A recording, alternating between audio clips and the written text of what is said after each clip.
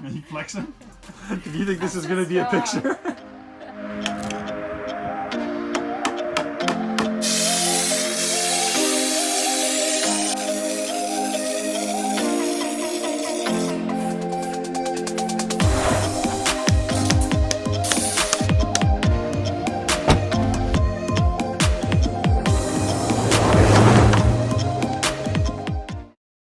Today has been a busy day. I tried to go find our live edge for our countertop, but was unsuccessful. So we pivoted to doing some painting and also doing some cabinets. So we did our first drawer, which I'll show you over here. This is the first test semi drawer. So it is only the bottom, the edges, the back. We haven't put the fronts on because we want to make sure that when we cut the fronts, they are perfectly aligned with the cabinets. We also got our sliding rails in the mail from Amazonia. And these are pretty neat little sliders. I'll show you this one that we already opened. They are push to open. So when we install them, rather than having to have locking cabinets, we're going to give these a try. And you just push the cabinet in a bit and they pop out. And then you can pull them. So they're neat little sliders. They cost us about $25 for a pair, and hopefully they will last and look good for us. So looking forward to continuing that.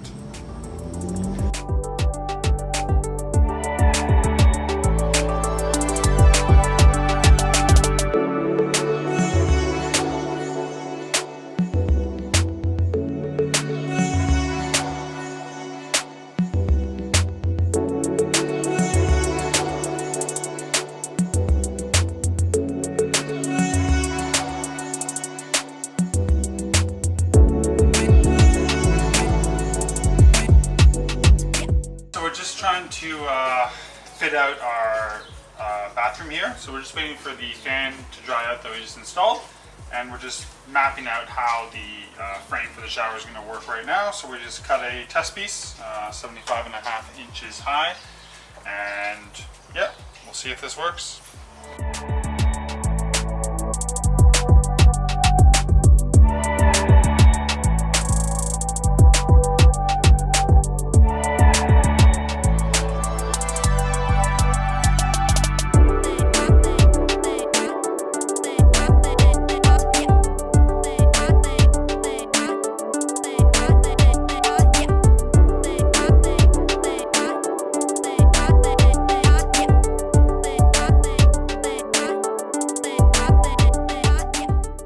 Update here.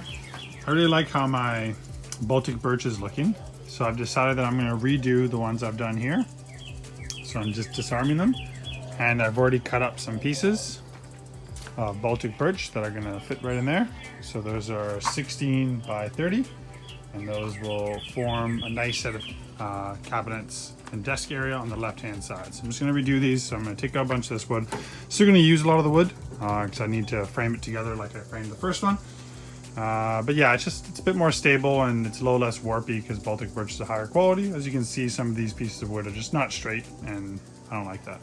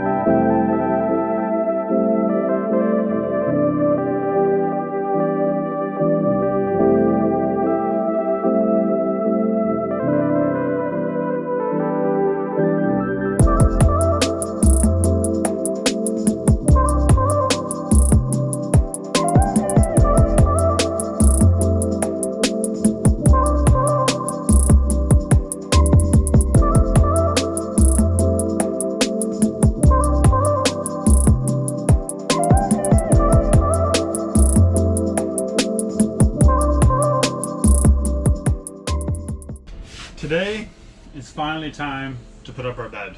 It's been long overdue. We actually probably should have installed it before we put our ceiling in, but that's fine. I'm gonna install it now. And yeah, so I'm gonna drill some holes in.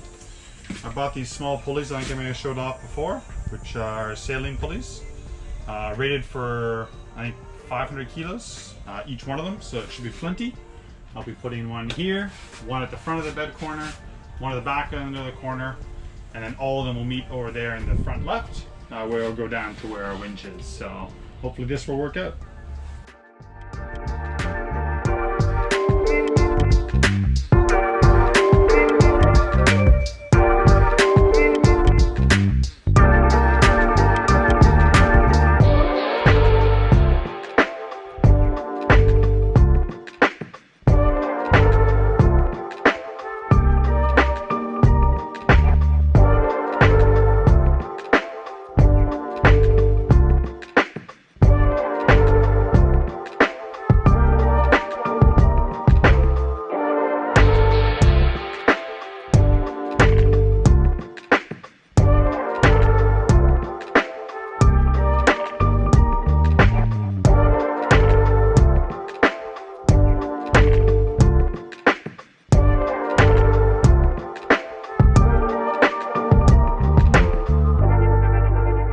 So there was no clear consensus on whether you guys like the live edge or not. So we decided to do live edge, as you can see. We got a real good deal on some black walnut, which is lovely, lovely wood. And we've just been repositioning how we want it to look on our long counter space. And we've been discussing whether we're gonna keep the bark or take it off. And Oksana has said take it off. And the secret to a good, happy life is a happy wife. So we have to take it off. Well, that's easy.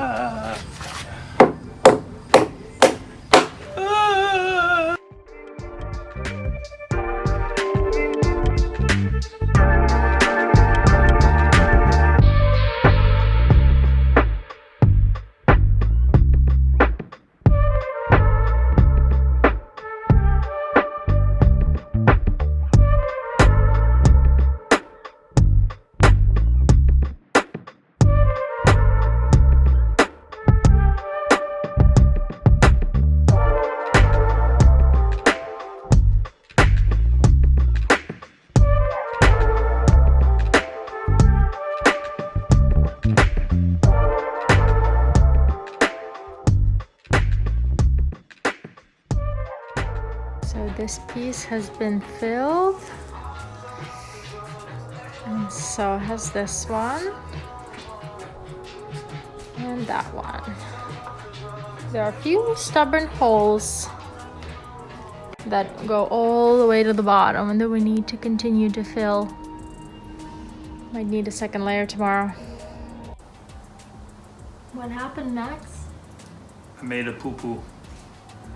I went to go pick up our $2,000 inverter. I dropped it on the ground. I totally had forgotten that I had taken the cover off because Oksana's dad and I were trying to look inside to fix some things, and we hadn't screwed the cover back on. So when I went to go put it in today, because I wanted to take some measurements of where it was going to go in the van, I picked up the cover, and the thing picked up, and then the thing fell down, and the cover stayed in my hands. Some pieces broke off, these little flux capacitors and crucial power systems right off the circuit board. Some buttons don't work. Lots of things are bent out of place. Oksana's dad thinks we may be able to get it to work. If we can't, then we have to take it to a Xantrex authorized repair shop, which there's only one in Ontario. There's only 3 in Canada total. And when I tried to call out for some support a week ago, they said the guy's on vacation for 2 weeks. So even once he gets back, it still might be a week, 2 weeks, depending on parts to repair this thing. So hopefully Oksana's dad can fix it is the main point, or we buy a new one, or we we have no AC power, which means no hot water for Oksana's shower.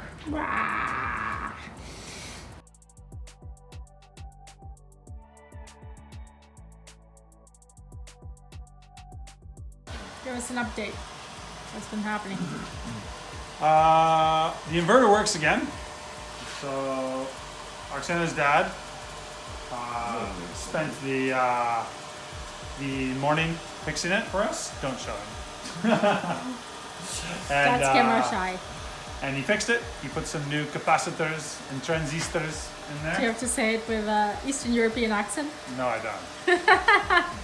But it's working now, and we have a hair dryer that's running off our inverter, giving me 60 amp draw right now, and it's handling it perfectly fine.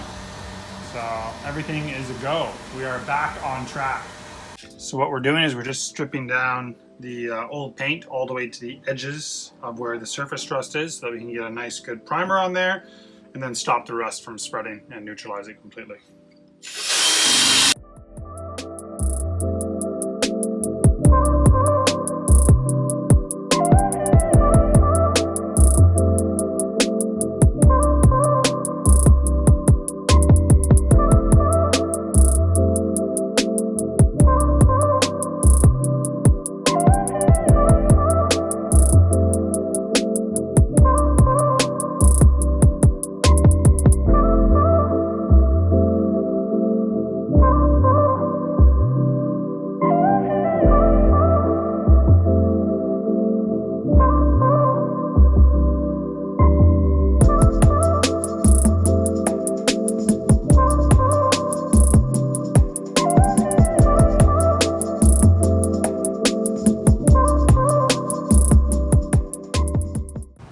This is what our electrical system will hopefully look like.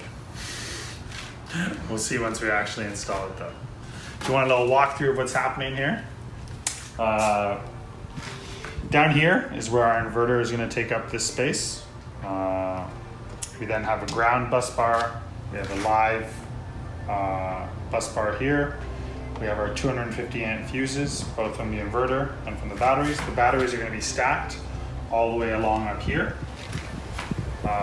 There are fuses right here for that. We'll feed into this. Solar is going to come in through the top left, go through our double pole breaker into our MPPT smart solar charge controller, and then it'll feed live power through our fuse, which will then go to our live bus bar. We're then going to have some live wires that go over to our switch panel breaker boxes, one for our passenger side. Our driver's side one will come back up and feed up to the other side of the van.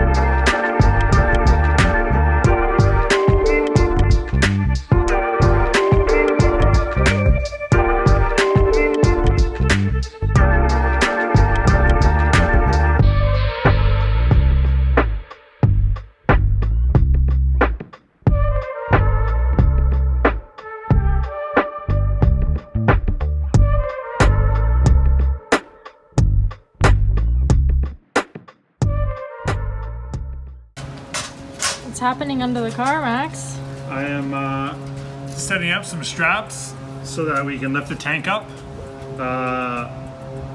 Most people just use like a jack We don't have one, so I'm just gonna use these straps, but I'm also gonna leave one strap there as a emergency backup in case any of the bolts break. I spent all day yesterday underneath the car. It was fun.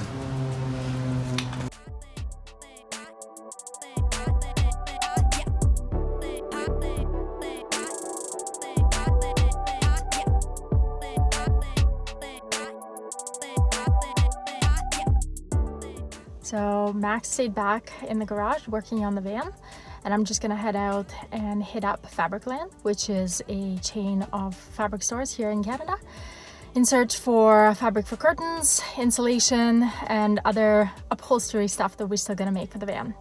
Let's go see what I can find.